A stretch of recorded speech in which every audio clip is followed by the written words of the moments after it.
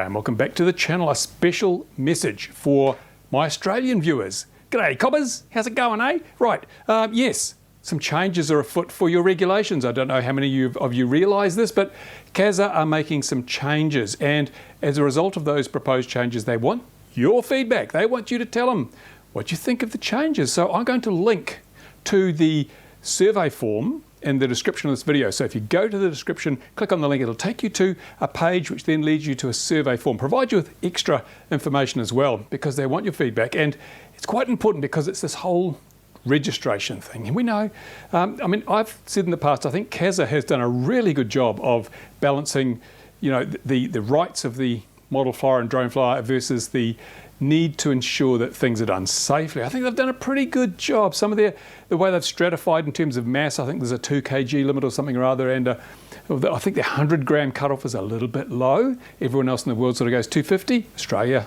100, I don't know why. But I think that they've done a pretty damn good job. But now they admit, more or less admit in this document, that politicians are meddling, and this is a result of political pressure that we're going to have, or you guys in Australia are going to have some form of registration.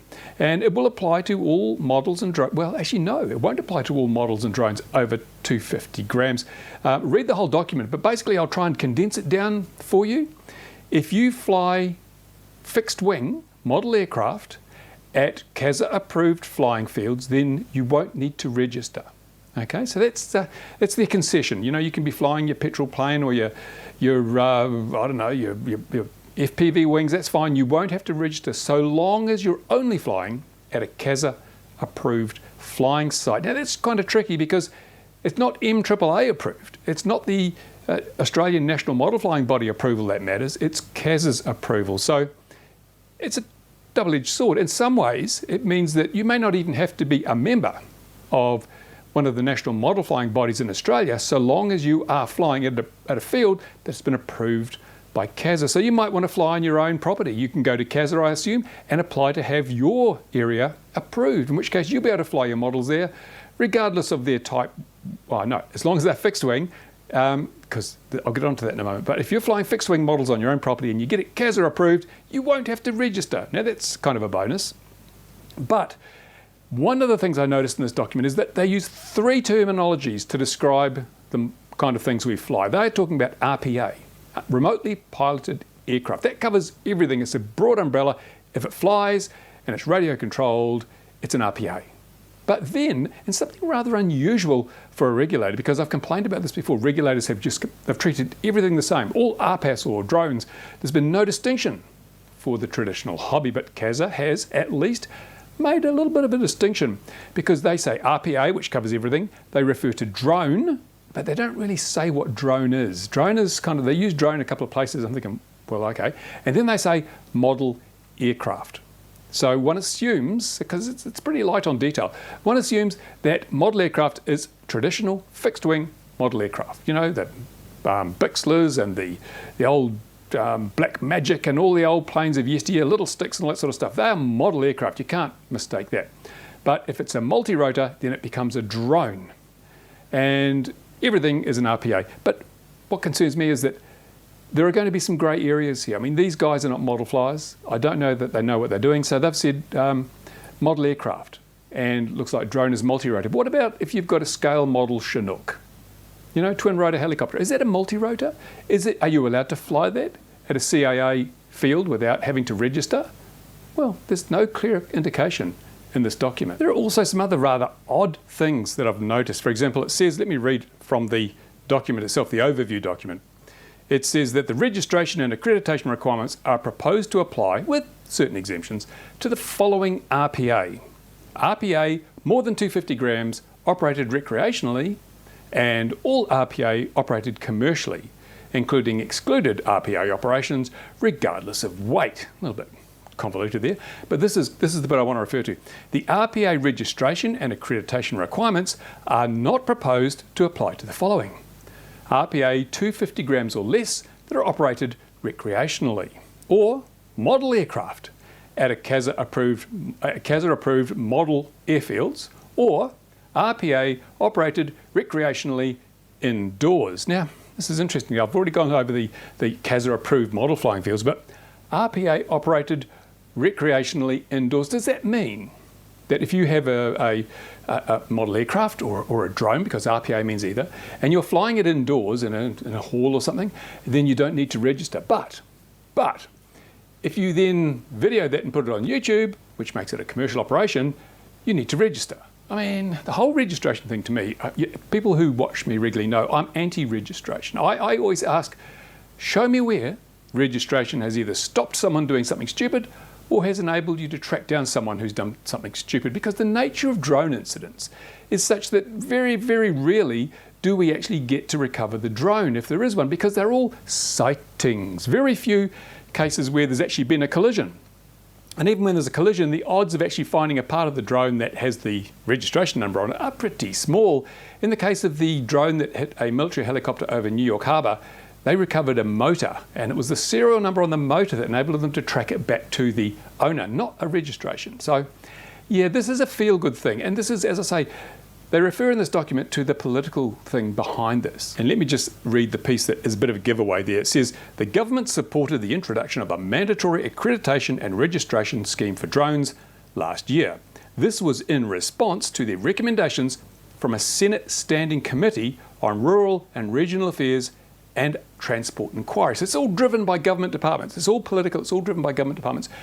Not so much to do with safety as simply, you know how bureaucrats work. They're not happy unless they've made you unhappy, and they love to create paperwork. They love to create work for their minions so they can get more pay, because they're basically managing more people. That's the way it works in the civil service, I'm afraid. Sad but true. And here's the one part that really, really, really annoys me about this.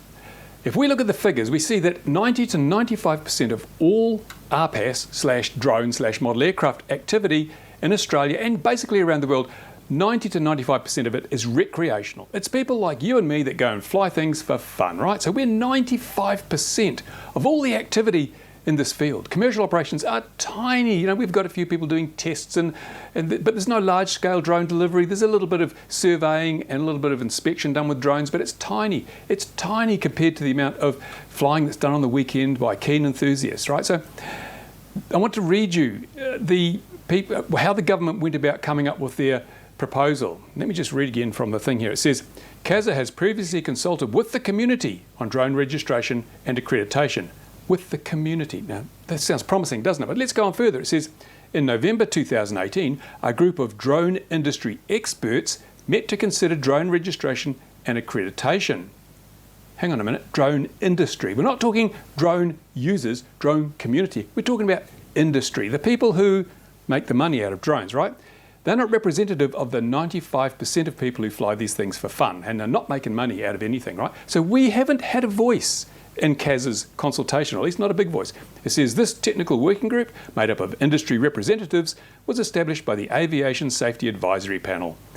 So they've set up a group to consult with them, and the group is not representative of the people, 95% of the people who will be affected by the regulations. So you know the people who have advised on this are going to be advising in a way that suits their interests, not the wider recreational drone user community. And that is bad. That's very bad, because with regulations, if you create regulations that are not a good fit to the people that are going to be regulated, you don't get compliance. You must provide regulations that are fair and reasonable. And to date, CASA hasn't been bad. As I said, they've been pretty good. They've balanced the rights against the responsibilities. When you get drone industry, a panel loaded with drone industry people, then it's going to skew. It's going to go towards drone industry. They don't want recreational flyers out there because they're in the way, and you know, some of these recreational flyers could become competition if they decide to go commercial. So they want to get rid of the recreational. They want them, stick them, oh, I know what, let's let them fly only in CASA approved flying fields.